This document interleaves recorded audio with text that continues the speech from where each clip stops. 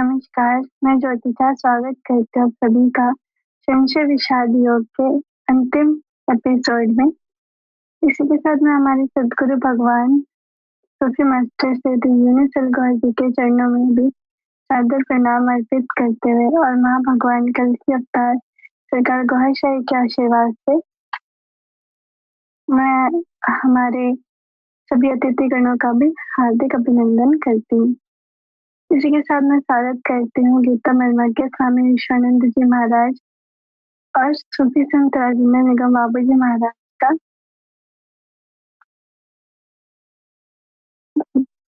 इसी संदर्भ में मैं अपना सबसे पहला प्रश्न गीता मर्मज्ञ स्वामी विश्वानंद जी महाराज से करूंगी। प्रश्न यह है कि क्या यह संभव है कि परिवार, मित्रों और अपने ही लोगों से मिला हुआ कष्ट वास्तव में ईश्वर की ओर से एक आह्वान हो जो हमें सांसारिक आसक्तियों से ऊपर उठाकर भगवत पथ की ओर धकेलता है? जी बहन जी, अपने सदगुरु महाराज के चरणों में आशीर्वाद लेते हुए, संतों का स्वागत करते हुए, बेटी आपको भी बहुत बहुत अभिनंदन देते हुए इस प्रश्न का उत्तर समझने के लिए श्रीमद् भगवद गीता का अध्याय 1 अर्जुन विषाद योग के श्लोक नंबर 37 का आधार लेके समझने की कोशिश करेंगे। तो श्लोक इसी प्रकार है, तस्मान्नाहर वयम हन्नुम धार्तराष्ट्रान् स्वबान्धवान् स्वजनं हि कथं हत्वा सुखिनः श्याम माधव। इस श्लोक में अर्जुन की समझदारी और उनके सद्गुरु भगवान श्री कृष्ण से मिली हुई आध्यात्मिक शक्तियों का दर्शन हो रहा है। इस श्लोक में अर्जुन उनके सद्गुरु श्री कृष्ण को कह रहे हैं कि मेरे चाचा धृतराष्ट्र के पुत्रों को मारने के लिए उतने हम निम्न दर्जे वाले नहीं है। वे आगे कह रहे हैं कि स्वजनों को मार के हम सुखी कैसे होंगे। ये अर्जुन की बात सामान्य लोगों के लिए जाहिरी रूप से सत्य लग रही है। अब बहन जी ने जो प्रश्न किया है उसका उत्तर भी इस प्रकार है कि 5 पांडवों को दुर्योधन और उनके समर्थकों ने जो कष्ट दिया था, जैसे कि 5 पांडवों को कपट से जुआ खेल के हरा दिया, द्रौपदी के बालों को पकड़कर घिसटकर भरी सभा में उनका चीरहरण करने का हीन कार्य भी किया। पांडव छुप कर जहां ठहर कर रात्रि को विश्राम कर रहे थे, वे लक्षागृह को भी जलाकर पांडवों को मार डालने का हीन कार्य करके पांडवों और उनके परिवारजनों को बहुत कष्ट पहुंचाया गया। ये ईश्वर की ओर से एक आह्वान था और सब संकटों में भगवान श्री कृष्ण ने उनको बचाया है। इसीलिए तो पांडवों और उनके परिवारजनों भगवान श्री कृष्ण की भक्ति करके उनके चरणों के दास बने हुए थे। दुर्योधन और उनके संगियों को हस्तिनापुर के राजा धृतराष्ट्र की ओर से सुख और सहयोग मिलता रहा, इसलिए वे भगवान की भक्ति करने वाले भागवत पथ पर की ओर आ ही नहीं सके। पांडवों की तरह ज्यादातर सब भक्तों के जीवन में उनके परिवार और मित्रों और उनके संगी लोगों से मिला हुआ कष्ट वास्तव में ईश्वर की ओर से एक आह्वान और बुलावा साबित हुआ है। भक्तों को मिला हुआ कष्ट उनको सांसारिक आसक्तियों से ऊपर उठाकर भागवत पथ पर की ओर खींचकर ले जाने के निमित्त बने हैं।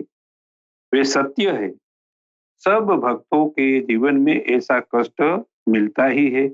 जैसे कि समझने के लिए 2-3 उदाहरण हम देखें तो भक्त ध्रुव को उनकी सौतेली माँ की गोद में बैठने का सुख न मिलते हुए उल्टाना उसकी माँ ने उसको तिरस्कार से घर की बाहर भगा दिया था। तब जाके उसने एक पैर पर कठोर तपश्चर्या करी और भगवान की प्राप्ति कर ली। ऐसे ही रामायण जैसे महान ग्रंथ लिखने वाले तुलसीदास और भर्तृहरि को के परिवार और स्वजनों के तिरस्कार ने ही तो दोनों को महात्मा बनाया है। ऐसे भक्तों के जीवन के दर्शन से पता चलता है कि सामान्य लोग जिसको अपना समझ रहे होते हैं, वे केवल शरीर के थोड़े समय के लिए रिश्ते होते हैं। वैसे रिश्ते कायमी न रह पाते हैं। शरीर छूटते समय वैसे रिश्ते का भ्रम टूट जाता है। इस संसार में ऐसा भी देखने को आता है कि जब तक रिश्ते सुख देते हैं, तब तक लोग भगवान को भूलकर संसार में उलझे रहते हैं। ईश्वर स्वजनों की ओर से दुख इसीलिए भेजते हैं ताकि दुखी लोगों का उनके परिवार से, स्वजन और मित्रों के साथ लगा हुआ मोह टूट जाए।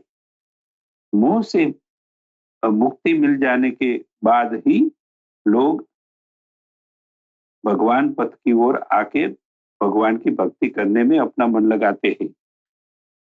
कली काल के अज्ञान और चारों ओर नकारात्मक की नार फैली हुई है, उसको हटाने के लिए अवतरित हुए कल की अवतार इमाम मेहदी मसीहा रारियाज गौर साई जी महाराज, जो संपूर्ण ब्रह्मांड के मालिक है, वो तो जो चाहे और जब चाहे वैसा कर सकने की शक्तियां से संपन्न है। उनको भी बुरे लोगों ने कष्ट देने में कोई कसर छोड़ी नहीं है।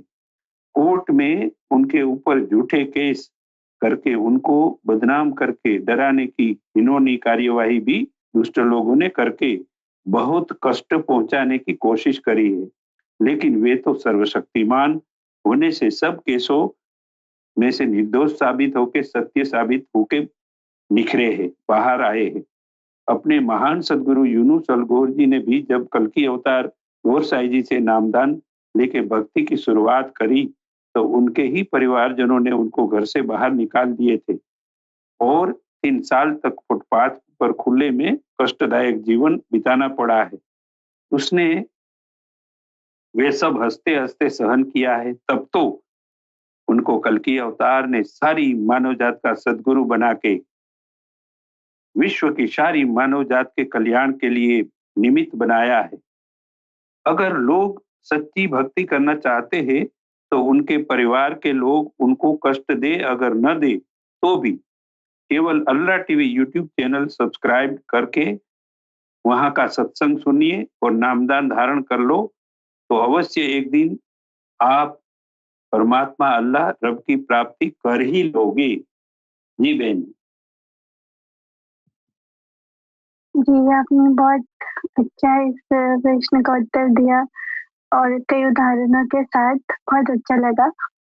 इसी के साथ बढ़ते अपने अगले प्रश्न की ओर जो है स्वामी सच्चिदानंद जी महाराज से प्रश्न है कि अर्जुन का हृदय विषाद से भरा है, फिर भी वह ऊंचे दार्शनिक तर्क दे रहा है।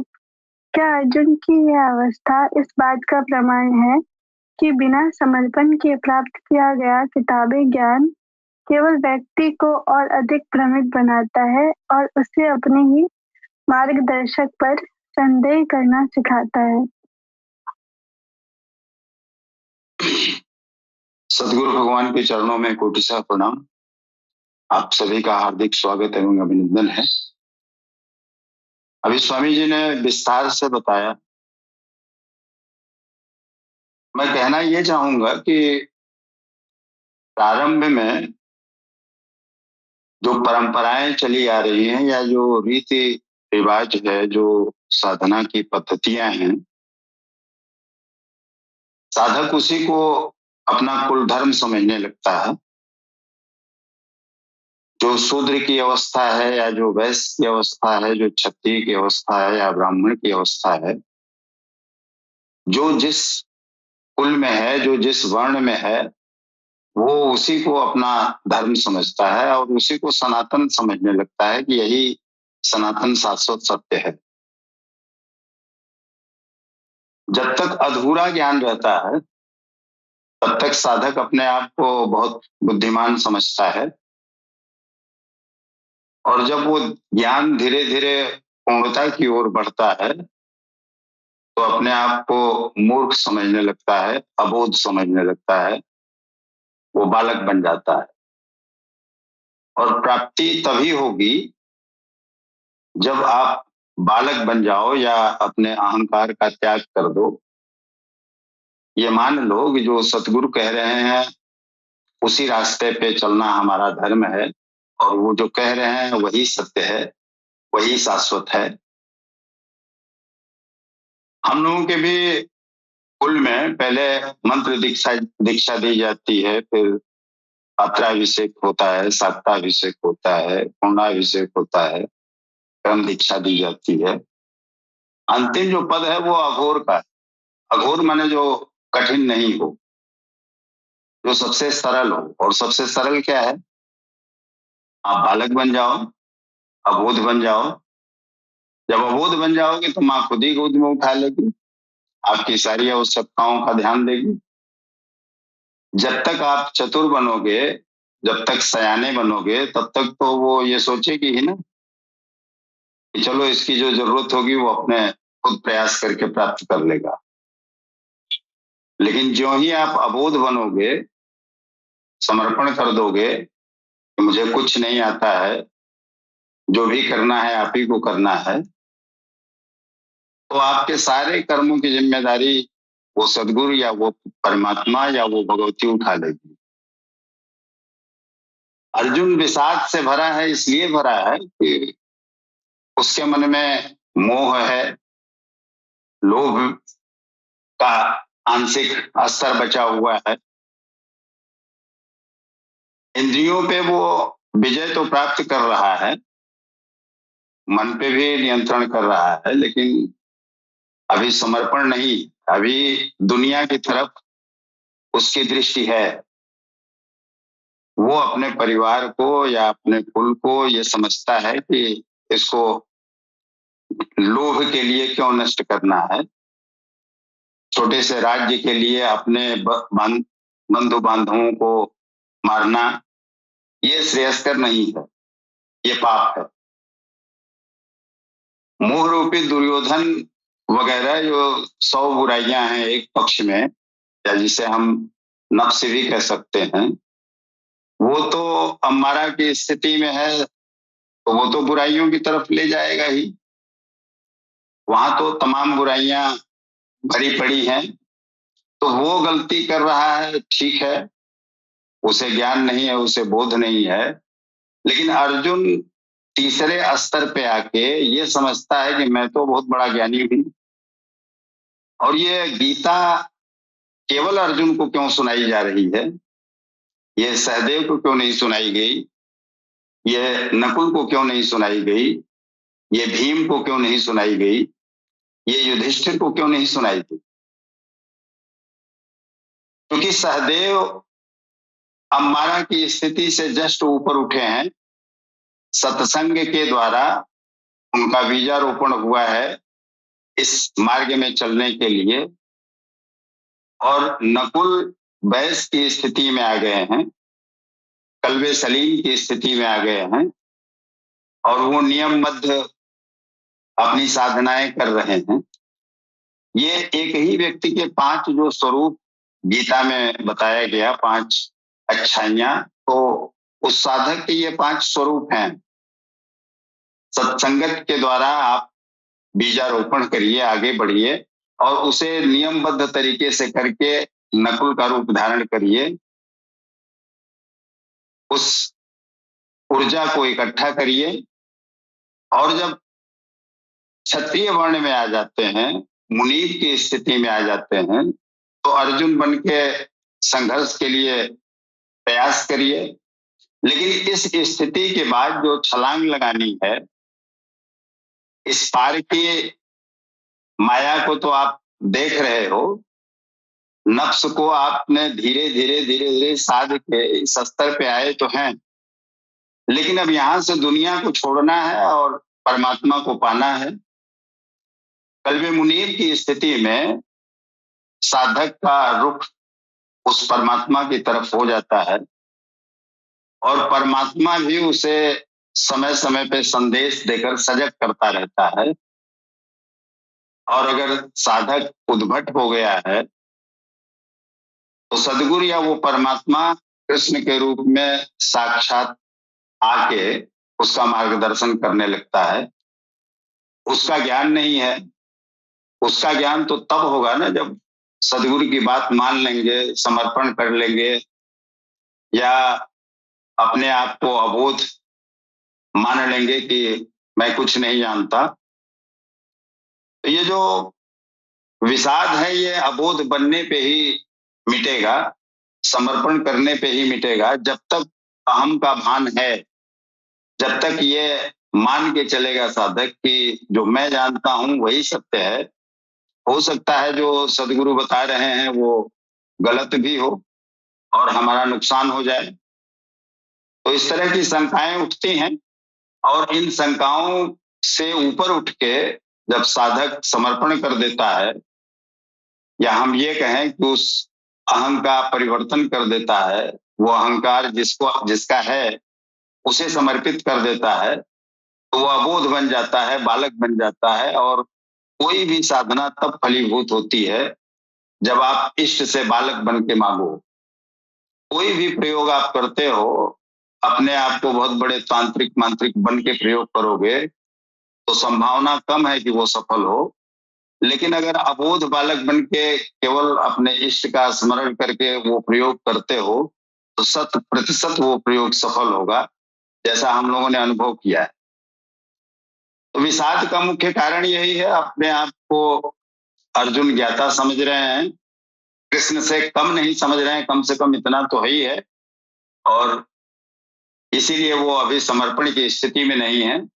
और जब तक समर्पण नहीं होगा तब तक इस तरह के वसवसे उठेंगे, और ये मिथ्या ज्ञान के चक्कर में पड़ के प्रतिमा की भी पूजा केवल इसलिए करना सिखाया जाता है कि बाह्य जगत में तुम जो पूजन करना चाहते हो इस स्वरूप पे तुम्हारा ध्यान कम से कम आकृष्ट हो, तुम्हारा ध्यान स्थिर हो। फिर उसके बाद उसके मूल तत्वों की तरफ जाते हैं, उस प्रतिमा से फिर अंतर्मुखी होते हैं, तब वो साधना परिपूर्ण होती है। वो प्रतीक है मात्र, उस प्रतीक को अपने हृदय में उतारना, अपने शरीर में उतारना साधना का मुख्य ध्येय यही होता है। लेकिन हम उस परंपरा में फंस जाते हैं, गए और जल चढ़ा दिया या अगरबत्ती दिखा दी, इतना ही इसी समझ लिया कि इतना ही पूजा है, जबकि ये पूजा का प्रारंभ है। आकार सिर्फ इसलिए बनाया गया कि आपका तसब्बुर वहां पे स्थिर हो, आपका ध्यान वहां स्थिर हो। कम से कम एक जगह तो आप समर्पित हो, भले ही उस पत्थर के सामने ही समर्पित हो जाओ, वहीं एकाग्रचित्त हो जाओ। धीरे धीरे ये अभ्यास जब बनेगा तो आप अपने आप में भी एकाग्रचित्त हो जाओगे, और उससे सीख के जब अपने आप में एकाग्रचित्त होगे तो परमात्मा मिल जाएगा, क्योंकि वो तो आपके अंदर ही है ना। ईश्वर सर्वभूतानां हृदयस्य अर्जुन तिष्ठति भ्रामयन् सर्वभूतानि यंत्रारूढ़ानि माया। तो परमात्मा आपसे बाहर कहाँ? बाहर तो परंपराएं इसलिए बनाई गई कि आप अभी अबोध हो, आप कुछ नहीं जानते हो, शूद्र की अवस्था में हो, आपका नफ्स अम्मारा की स्थिति में है जो बुराइयों का जड़ है। तो उस परिस्थिति में एक जगह थोड़ा सा ठहराव आए तो वहां से क्रमोत्तर विकास करते हुए आप उस बिंदु तक पहुंच जाएंगे। आप अपने अन्नमयी कोष को साधते हुए, प्राणमयी कोष को साधते हुए, मनोमयी कोष को साधते हुए, विज्ञानमयी कोष को साधकर उस आनंदमयी कोष तक पहुंच जाओगे। तो ये अंतर की यात्रा है, और अर्जुन अभी बहिर्गमन कर रहे हैं, बाहर की यात्रा कर रहे हैं, इसलिए उनके मन में विषाद है, मोह है अपने कुल धर्म के प्रति, और उसी कुल धर्म को वो शाश्वत सनातन सत्य धर्म समझ रहे हैं, जो कि उनकी भूल है। भविष्य में वो कहेंगे कि करिष्ये वचन तव, जो आप कहोगे वही मैं करूंगा। लेकिन अभी सदगुरु से ज्यादा ज्ञाता अपने आप को समझ रहे हैं। जी जी, आपका बहुत बहुत धन्यवाद। अभी बढ़ते अपने अगले प्रश्न की ओर, जो है सूफी संत राजेंद्र निगम बाबूजी महाराज से। प्रश्न यह है कि अर्जुन द्वारा स्त्रियों के दूषण को वर्ण संकर का कारण माना गया है। श्री कृष्ण के उपदेशों के आलोक में इस अवधारणा को पुनर्व्याख्या करते हुए ये स्पष्ट कीजिए कि वर्ण संकर का वास्तविक कारण क्या है तथा उसका आध्यात्मिक एवं दार्शनिक आशय क्या है?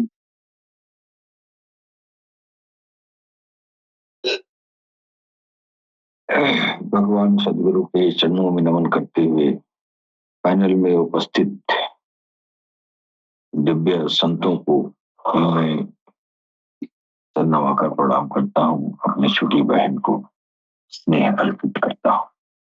बहन ने जो सवाल किया है बहुत ही महत्वपूर्ण सवाल है।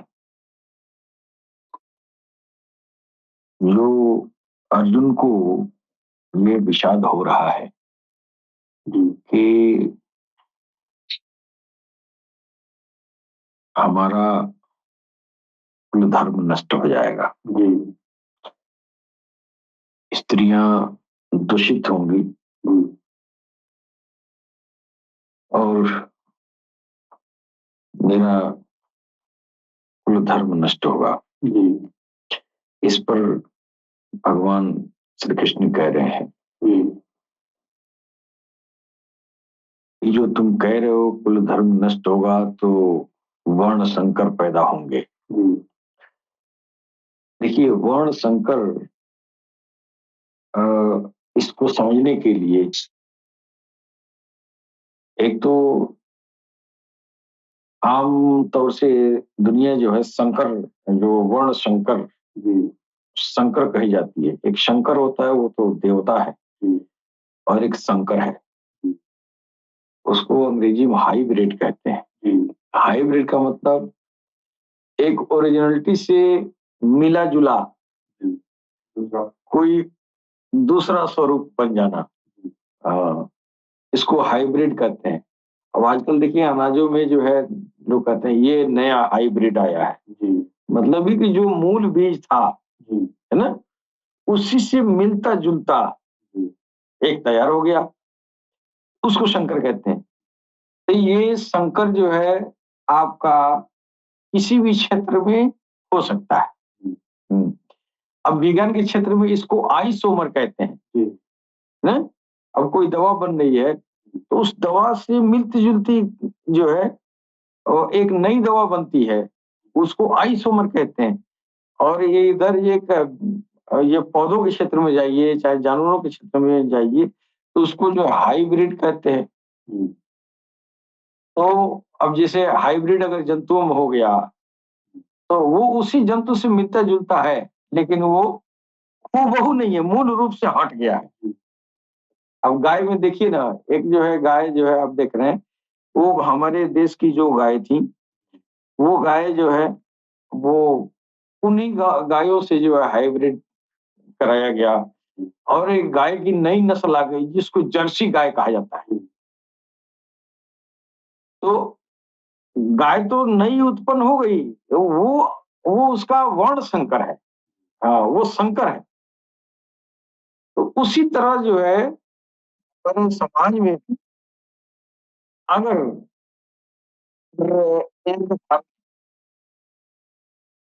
अगर परिवार में एक जात और बिरादर में और अपना गोत्र बैठा के शादी होता है, लेकिन अगर जो है वो शादी के बंधन से अलग हट के है ना, अगर स्त्रियां दूषित हो रही हैं तो वहां जो पैदा हो रहा है तो है तो उसी में से निकला, उन्हीं के जिस्म से, उसी जाति धर्म का है, लेकिन वो जो है उसकी क्वालिटी उससे अलग हो जाएगी। है वही मूल रूप से, यानी वो लेकिन वो संकर हो गया। हाँ, वो वर्ण संकर की। उसी तरह स्पिरिचुअलिटी में भी, अध्यात्म में भी जो है वर्ण संकर होते हैं। भगवान कृष्ण इसी वर्ण संकर की बात कर रहे हैं। हाँ, कि ये जो है जो साधना आराधना के रास्ते में अगर कहीं किसी को भ्रम उत्पन्न हो जाए, फिर वहां से स्पिरिचुअलिटी की नई अवधारणा शुरू हो जाती है जो मुख्य धारा से हट हो जाती है। मुख्य धारा से जब हट जाएगा तो लगेगा कि वही चीज है लेकिन है नहीं, वही है लेकिन है नहीं। अब कुरान में जो है आप देखिए सिराते मुस्तकीम की बार बार जो है हर पूजा अर्चना में जो मुसलमान इहदिन सिरातल मुस्तकीम, सिरातल लजीन कहते हैं।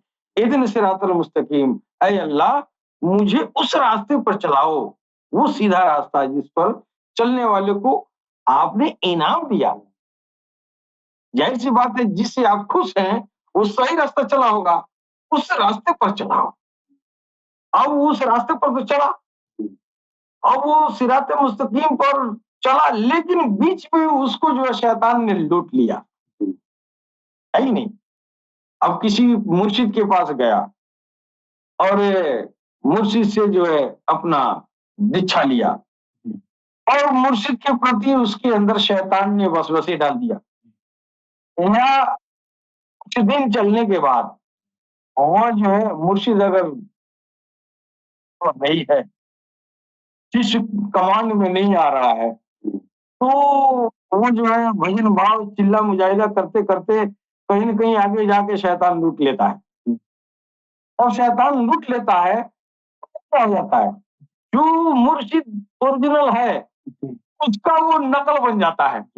अब ये फेक हो गया।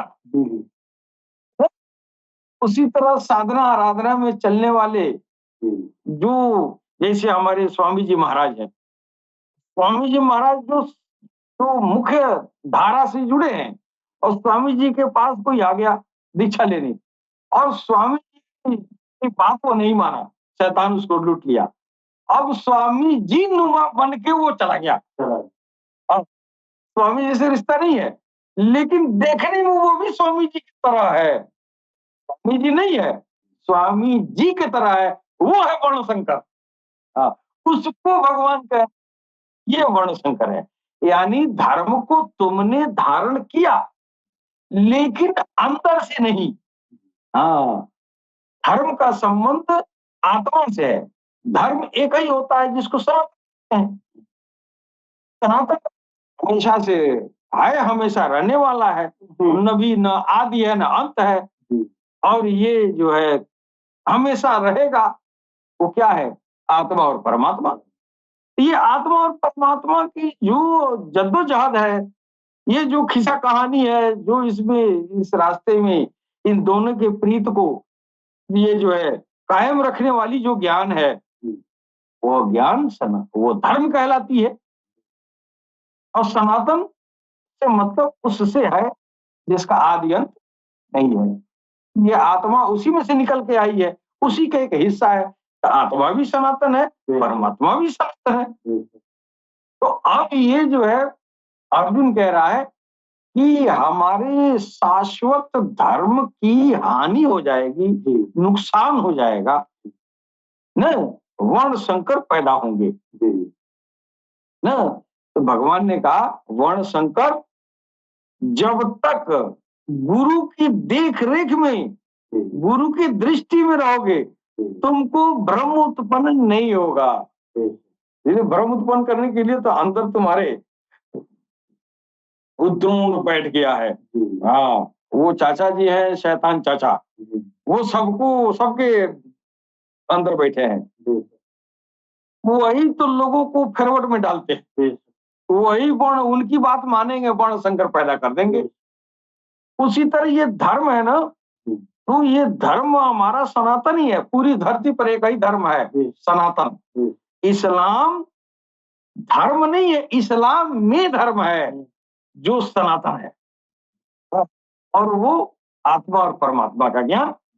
आत्मा और परमात्मा, आत्मा को उन्नत करें, परमात्मा तक पहुंचाएं, यही सबका रीति है इंसानियत का। यही मोक्ष का रास्ता है, यही सिरातल मुस्तकीम है। यही वो जो है, वो शिवलिंग जो दिखाया गया है, वो सीधा रास्ता, वो सिरात मुस्तकीम है। वही सिरात मुस्तकीम, इसी को चलने के लिए अगर सीधा सीधा कोई चला तो वर्ण संकर नहीं उत्पन्न होगा। अगर सिरात मुस्तकीम को छोड़ दिया तो मुसलमान में शिया सुन्नी देवबंदी बरेली मर जाइए और क्या क्या पैदा होते हैं। और सनातन में अगर वर्ण संकर हुआ, अगर उस सनातन को छोड़ दिया तो क्या पैदा होते हैं, इतने संप्रदाय बन जाते हैं। हाँ, कोई अपने को शैव कहता है, कोई शक्त कहता है, कोई वैष्णव कहता है, कोई कुछ कहता है, रास्ता एक ही है। वो है कमो, वो कर रहा है, वो कमो, वो कर रहा है। वो धर्म नहीं है उसके अंदर, यानी सनातन नहीं है, सनातन नुमा है।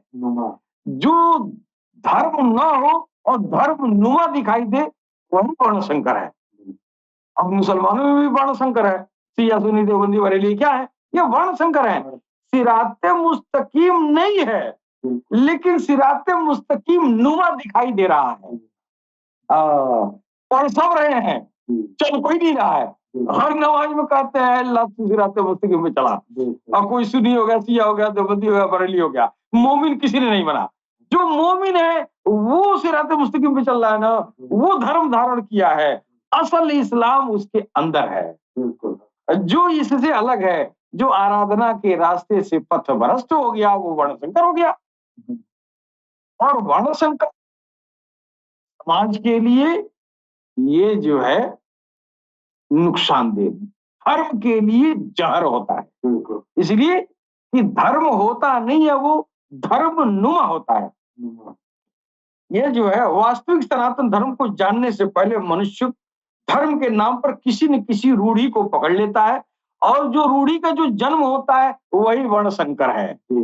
हाँ, उसी को वर्ण संकर कहा गया। भगवान कृष्ण यही समझा रहे हैं कि तू उस रास्ते पर चलो, हाँ, जिस रास्ते पर चल के तुम हमारे पास आओगे, तुम मेरा हो जाओगे, मेरे में समा जाओगे, वो रास्ता आत्मा का जागरण है, आत्मा का सफाई दफाई, आत्मा को चमकाना दमकाना और परमात्मा तक पहुंचाना।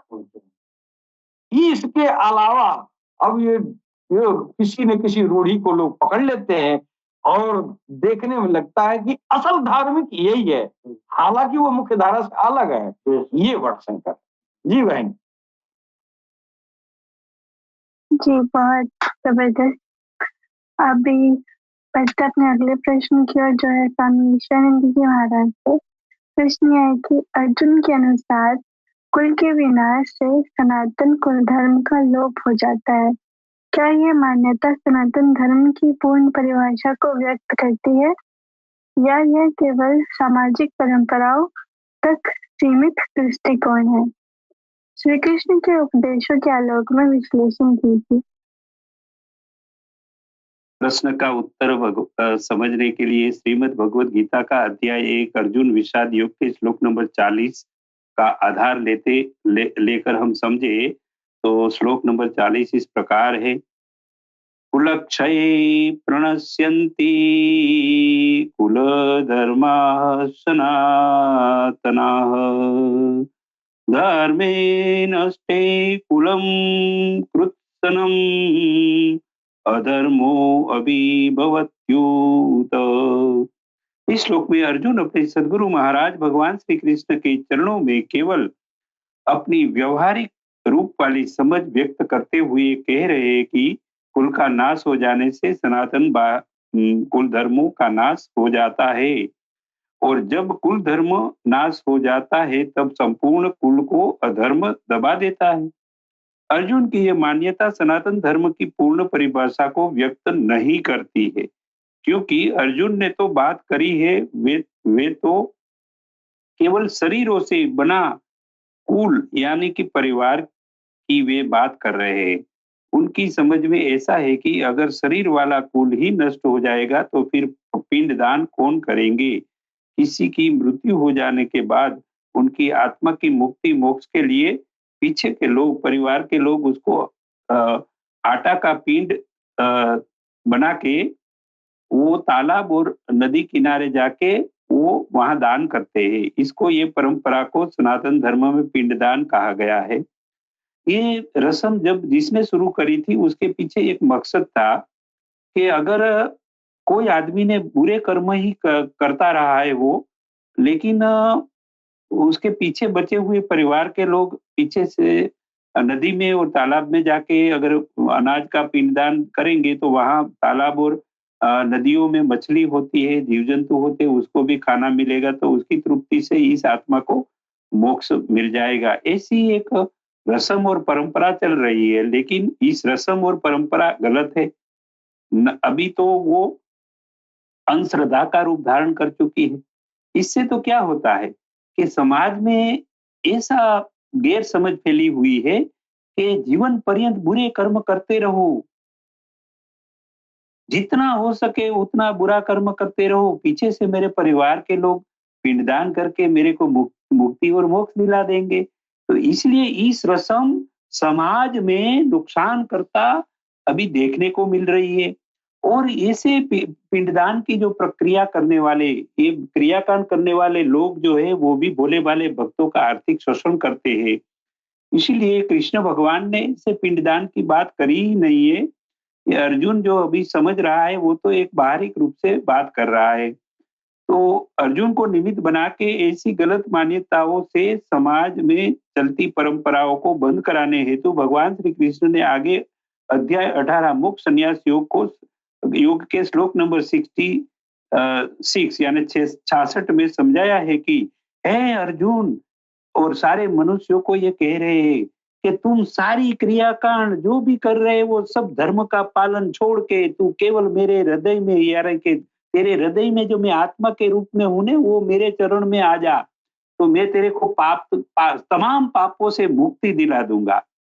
तो ये वचन तो श्री भगवान कृष्ण ने 18 अध्याय में सारी मानव जात को समझा दिया है। फिर भी अर्जुन नहीं समझा था, इसलिए 18 अध्याय में आखिर में जाके आखिर का ज्ञान कृष्ण भगवान को देना पड़ा। अगर कोई भी मनुष्य अपने हृदय में, अभी कल्कि अवतार इमाम मेहदी की भी तालीम यही सिखा रही है ना कि अब वर्तमान में कलयुग के समय में भी कल्कि अवतार इमाम मेहदी मसीहा बन के अवतरित हुए राहरी आज गौर साई जी महाराज भी वैसा ही ज्ञान दे रहे हैं कि बुरे कर्मों के पापों में से अगर मुक्ति पाना है तो मनुष्य को दिल में उनकी श्रद्धा के अनुसार वाला नाम धारण करना पड़ेगा अपने सदगुरु के जरिए से, और उसके बाद सिमरन की सच्ची प्रक्रिया को पालन करना पड़ेगा। और वो जब करेगा तब ये शरीर में जो 7 प्रकार की जो आत्माएं हैं उसको नाम दान का नूरी दिव्य प्रकाश का पिंडदान रूपी वो दिव्य प्रकाश मिलने से वो 7 आत्माओं को तृप्त करनी है, उसको आध्यात्मिक शक्तियों से संपन्न करनी है, तब जाके वो इस दुनियावी आसक्तियों से मुक्त होकर परम धाम जाके परमात्मा को मिल पाएंगे। इतना ऐसा दिव्य ज्ञान कल्कि अवतार भी समझा रहे और कृष्ण ने भी यही बात करी थी, लेकिन अर्जुन समझ नहीं पाए थे, इसलिए वो बाहरी रस्म वाली पिंडदान की बात करके हुए ये परिवार को लेके बात कर रहा है। तो ये अर्जुन की अल्प ज्ञान की बात है। ये रस्म सनातन धर्मों में जो चल रही वो समाज जीवन में नुकसान करता साबित हुई है। जी बहन। जी, को बहुत बहुत धन्यवाद स्वामी जी। अभी बढ़ते अपने अगले प्रश्न की ओर, जो है स्वामी सच्चिदानंद जी महाराज से। प्रश्न ये है कि अर्जुन कुल धर्म के नाश को अधर्म और नरक का कारण बताते हैं। क्या ये दृष्टि धर्म को केवल सामाजिक परंपराओं तक सीमित करती है, जबकि श्री कृष्ण आगे आत्मा को ही शाश्वत धर्म बताते हैं? संक्षेप में विवेचना कीजिए।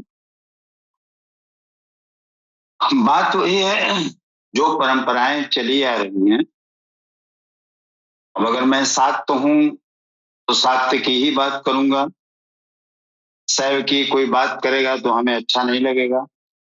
तो वैसे ही वो क्षत्रिय वर्ण के साधक थे, तो क्षत्रिय वर्ण की जो साधनाएं हैं उसी साधना को या उसी परंपराओं को वो सनातन शाश्वत समझ रहे थे, जबकि कृष्ण बार बार उनको समझा रहे थे कि नहीं, आत्मा ही सनातन सत्य है, आत्मा ही उस परमात्मा का अंश है, परमात्मा का स्वरूप है। उन्होंने ये भी बताया है कि ईश्वर सर्वभूतानां ओम इति एक अक्षर ब्रह्म व्याहरण मामनुस्मरण, वो ओम ही एक अक्षर का ब्रह्म है और उसका तुम जप करो, उसका स्मरण करो और मेरा स्मरण करो, उसका व्यवहार करो, जप करो। कई कई तरह से समझाने का प्रयास किया, लेकिन अर्जुन के मन में ये घर कर गया था कि जिस परंपरा में हम हैं, जो हमें कुल धर्म बताया गया है कि ये शूद्र का धर्म है, ये वैश्य का धर्म है, ये क्षत्रिय का धर्म है और ये ब्राह्मण का धर्म है। जो ब्रह्म को जान जाएगा वही ब्राह्मण है। जो युद्ध करे अपने काम से, क्रोध से, लोभ से, मोह से, वही क्षत्रिय है। जो उस परमात्मा का नाम ले वही नकुल है, वही वैश्य है। और जो केवल सत्संग सुने और उस बीज को धारण करने का प्रयास करे, ओम बीज को, या जो भी उस परमात्मा का नाम है, वो सहदेव है। तो उस बात को ही ये बार बार दोहरा रहे हैं कि हमारा कुल धर्म नष्ट हो जाएगा जिससे हम नरक में जाएंगे। गीता के पहले अध्याय के 43वें श्लोक में कहते हैं, दोषय रहते कुलग्ना नाम वर्ण संकर कारकई उत्साहजन्ते जाति धर्मा कुल धर्माश्च शाश्वता। इस वर्ण संकर कारक दोषों से कुल और कुलघातियों के सनातन कुल धर्म और जाति धर्म नष्ट हो जाते हैं। अर्जुन वही मानता था कि कुल धर्म सनातन है, कुल धर्म ही शाश्वत है, जबकि कृष्ण बार बार उसको समझा रहे हैं कि कुल धर्म एक परंपरा है। जैसा सूफी साहब ने कहा कि यही वर्ण संकर है, जो परिपाटी चली आ रही है वही वर्ण संकर है। और जिसे तुम डर रहे हो कि ये वर्ण संकर हो जाएंगे, नरक जाना होगा, ये तुम्हारा भ्रम है। अगले श्लोक में कहते हैं कि उत्सन्न कुल धर्माणाम मनुष्याणाम जनार्दन नरके नियतम वासो भवितीत्य शुश्रुवा। हे जनार्दन, नष्ट हुए कुल धर्म वाले मनुष्यों का अनंत काल तक नरक में वास होता है, ऐसा हमने सुना है। केवल कुल धर्म ही नहीं नष्ट होता, बल्कि शाश्वत सनातन धर्म भी नष्ट हो जाता है। जब धर्म ही नष्ट हो गया तब ऐसे पुरुष का अनंत काल तक नरक में निवास होता है, ऐसा हमने सुना है। तो जो सुना दिया गया, जो धर्म का व्यापार है, डर, जो सुना दिया गया, जो डरा दिया गया, उसी से वो डर रहा है और उसी का पालन करता जा रहा है। किसी ने कह दिया कि इस पत्थर को पूजो, तो उसी पत्थर में उस परमात्मा को देख रहा है और उसी पत्थर को पूज रहा है। कभी कभी खुदा न खास्ता उसकी भावना अगर दृढ़ हो गई, भाव दृढ़ हो गए, तो परमात्मा को उस पत्थर से ही प्रकट होना पड़ा है। जैसा कि किंवदंतियां हैं, जैसा सुना जाता है, पुराणों में वगैरह कहानियों में लिखा हुआ है। लेकिन वास्तव में वो परमात्मा तो आपके हृदय में अवतरित होता है ना। वो तो आपके हृदय में था, है और अनंत काल तक रहेगा। जो अहंकार है, जो चेतना है, वो आपके हृदय में ही वास करती है। और शरीर जो पंच तत्वों से बना है, ये मन के द्वारा संचालित हो रही है। तो मन, बुद्धि अपना फ्री सो रही है, बुद्धि शुद्ध नहीं है, तो मन अपना काम कर रहा है, शरीर को नचा रहा है। जैसा नाचना चाह रहा है शरीर, इंद्रियां जैसे घुमाना चाह रही है, मन वैसे घूम रहा है। तो गुलामी उल्टी हो गई है। इंद्रियों ने मन को गुलाम बना लिया, जबकि मन का गुलाम इंद्रियों को होना चाहिए और मन को भी बुद्धि का गुलाम होना चाहिए। लेकिन परंपराओं ने उल्टा कर दिया है। इसी चक्रव्यूह में अर्जुन फंसे हैं और बार बार कुल धर्म के नष्ट होने की बात कर रहे हैं, परंपराओं के नष्ट होने की बात कर रहे हैं, जो निरर्थक। जी जी, आपका बहुत बहुत धन्यवाद। और आज हमने भगवत गीता के प्रथम अध्याय के जो संशय विषाद योग, अर्जुन के विषाद योग का यहाँ पे आज अंतिम एपिसोड हम कंप्लीट करने वाले थे, लेकिन कुछ टॉपिक्स अभी भी इसमें बाकी हैं जिनको हम अगले एपिसोड में कवर करेंगे। आज के सभी प्रश्नों से जो आपने व्याख्या की है, उससे मैंने ये निष्कर्ष समझा कि अर्जुन जो है वो भी भगवत पथ पर अभी एक अनुरागी के रूप में नए हैं। और जब नए होते हैं तो बहुत सारी हमारे अंदर जो विषाद उत्पन्न होता है, जो जैसा कि अर्जुन का अभी स्थिति थी, और उनका जो विषाद प्रकट हुआ, यानी श्री कृष्ण जी पर उन्होंने संदेह भी किया और बहुत सारी धारणाएं थी जो आध्यात्मिक नहीं थी, यानी जाहिरी थी। तो उसका भी यहाँ पे उल्लेख बताया गया। तो आप सभी ने इन प्रश्नों का बहुत ही अच्छे से बहुत ही एक्सप्लेन किया है, तो बहुत अच्छा लगा। तो नेक्स्ट एपिसोड में हम संशय विषाद योग को कंप्लीट करेंगे, जहाँ पर हम भगवत गीता से और माँ भगवान कल्कि अवतार की दिव्य ज्ञान की रोशनी से इस अध्याय को समझेंगे। तो इसी के साथ जो है हम फिर आपसे मिलते हैं अगले शनिवार को 12:30 से 1:30 के बीच भारतीय समय अनुसार। और हमारे जो व्यूअर्स हैं वो भी हमारे साथ बने रहें। अभी मास्टर हमारे सतगुरु भगवान श्री यूनिसिल गौहर सुबह 4 बजे से लाइव आते हैं, तो उस लाइव को जरूर अटेंड करें। इसी के साथ आप सभी का बहुत बहुत धन्यवाद। जय गौहर शाही, जय श्री कल्कि अवतार।